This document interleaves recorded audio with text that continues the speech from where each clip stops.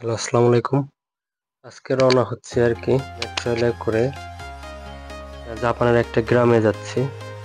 সেই ভিডিওটাই আজকে দেখাচ্ছি আরকি। প্রথমে যাচ্ছি হচ্ছে শিবু স্টেশন থেকে আমি মেট্রোতে উঠলাম। মেট্রোতে উঠে চলে গেলাম হচ্ছে ওমিয়া স্টেশনে। দূরত্বটা অনেক।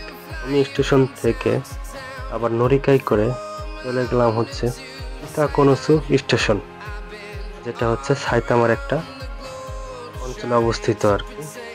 পুরোটাই হচ্ছে গ্রাম। অবশেষে ইতাকোনোসু স্টেশনে নেমে রওনা হলাম একটা প্রাইভেট কারে। আমরা কয়েকজন ছিলাম, ৪-৫ জন ছিলাম। আমার সাথে আমার শ্রীলঙ্কান ২ জন বন্ধু ছিল, বাংলাদেশি ২ জন বন্ধু ছিল।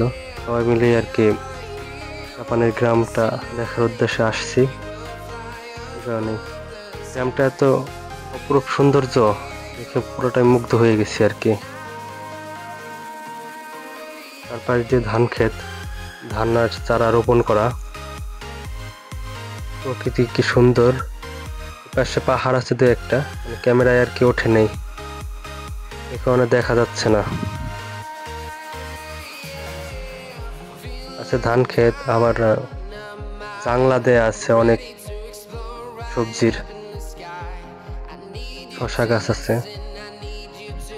মানে দেখতে একদম মনোরম সুন্দর পরিবেশ।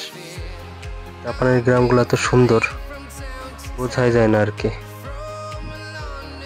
প্রাইভেট কারে করে পুরো গ্রাম ঘুরে বেড়াচ্ছিলাম। মাঝে মাঝে দেখতে পাচ্ছিলাম আর কি কাঠের তৈরি বাড়ি, ছোট ছোট বাড়ি, ফাঁকা ফাঁকা বাড়ির সামনে গাড়ি রাখা। এমনকি গ্রামের ভেতর রাস্তাতেও ট্রাফিক সিগন্যাল আছে, সেগুলাই দেখছিলাম আর কি। বাউন্ডারি করা বাড়ি।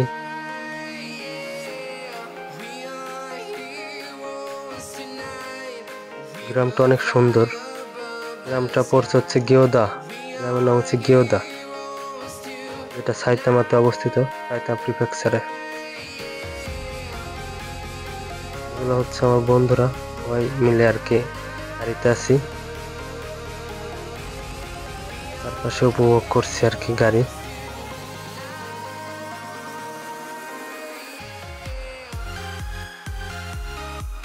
মাঠের মাঝ দিয়ে আবার কারেন্টের লাইন।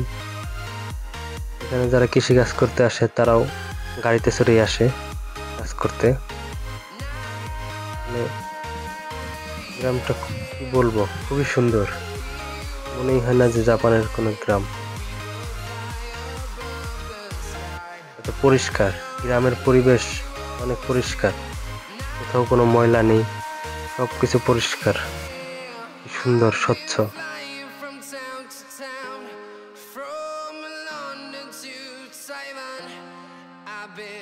বাড়ির সামনে আঙ্গিনায় আছে ফুল গাছ, দেখতে খুবই মনোমুগ্ধকর। তবে রোদটা অনেক অনেক, গরমের তাপমাত্রাটা অনেক ছিল। তাপমাত্রার কারণে খুবই অসহ্যকর লাগছিল আর কি, অস্বস্তি লাগছিল ঘোরার জন্য। গ্রামটা দেখে খুবই শান্তি লাগছে আর কি। এটা টোকিও শহর থেকে প্রায় ৬৬ কিলোমিটার বাহিরে।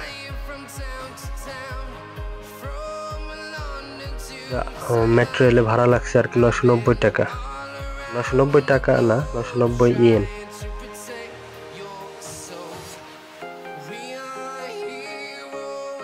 বড় বড় গাছ আছে, গাছের বাগান, খুবই সুন্দর। গ্রামের রাস্তাগুলো খুব সুন্দর, কোথাও কোনো ভাঙা নেই।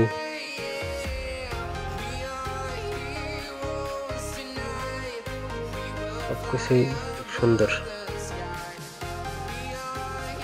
পরবর্তীতে অনেক গরম লাগছে, এই কারণে শার্ট খুলে গেঞ্জি পরছিলাম আর কি, গরমটা অনেক ছিল। সামনে দেখা যাচ্ছে একটা ফ্লাইওভার, উপর দিয়েও আর কি মানুষ চলাচল করে। সারাদিন ঘোরা শেষে আমরা চলে যাচ্ছি আমাদের স্টেশনে, কিতাকোনোসু স্টেশনে। এখান থেকে আবার ট্রেনে করে বাড়িতে ফিরবো। গ্রামে তো পরিষ্কার, দেখে মনেই হয়নি আমরা কোনো গ্রামে গেছি আর কি। চারপাশ দিয়ে অনেক ধান ক্ষেত, শশা ক্ষেত, সবকিছুই দেখলাম আর কি। ছোট ছোট জাংলা করে উঠানো। এই ছিল আমাদের জাপানের গ্রামের ভিডিও আর কি। আল্লাহ হাফেজ।